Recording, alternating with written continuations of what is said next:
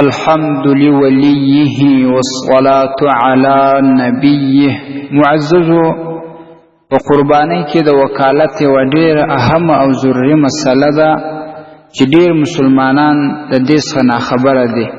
هغه دا چې بعضې کسان د پاکستان څخه خپله قرباني استوي افغانستان یا سعودي ته، او یا د سعودي خلک یا د افغانستان خلک یا بعض د نورو ممالکو خلک په پاکستان کې چې کوم خپلوان لري یا هندوستان کې یا بل ملک کې هغوی ته قرباني استوي چې وکالتن یې د هغوی د طرفه وکړي. نو په دې مسله کې دوه اهم ټکي دي، تاسې هغې ته توجه وکړئ.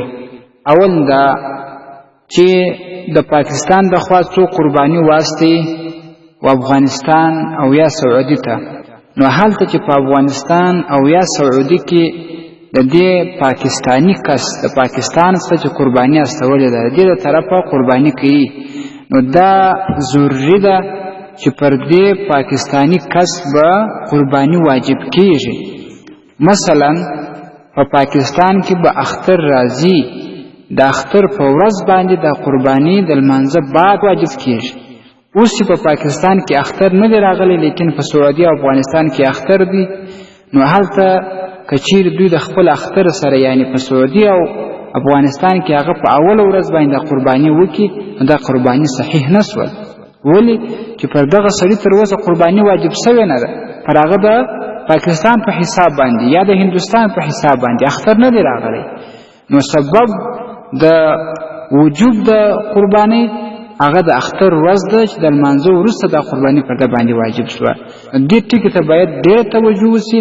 د پاکستان د خوا چې کومې قرباني استول کېږي افغانستان یا سعودي ته یا نورو ځایو ته، نو دې مسلې ته به فکر کوئ چې پر دغه سړي باندې کله قرباني واجب سي، که څه هم هلته د اختر دویمه ورځ وي، تاسې به دا قرباني بیا کوئ.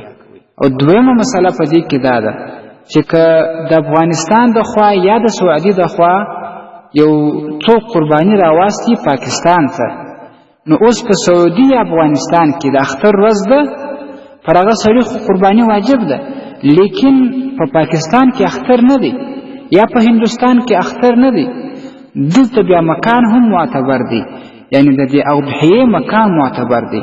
پر دې اضحیې باندې به هم د اختر ورځ راځي، دوی هم د افغانستان د اختر په حساب یا د سعودي د اختر په حساب چې په پاکستان کې د اختر ورځ نه د قرباني نشي ذبحه کولی.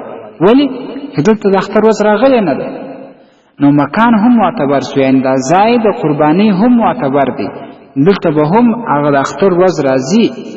نو په دې خاطر باندې دوی باید انتظار شي چې کله په پاکستان کې هم د اختر ورځ شي او هلته هم پر هغوی باندې د قرباني واجب شوی وي، نو په دې صورت کې بیا دوی د قرباني ذبحه کولی شي. دغه دوه مسلو ته باید هغه خلک ډېره زیاته توجه وکړي چې یا دوی خپله قرباني چاته استوي او یا دوی وکیلان د بل چا دپاره قرباني کوي. دغه دوه مسلو ته باید پام وشي. په فتح القدیر کې دا راځي چې ووقت الاضحیة يدخل بطلوع الفجر من یوم النحر، ځکه چې وجوب د قربانۍ هغه د اختر په ورځ باندې راځي د لمر راختلو څخه وروسته.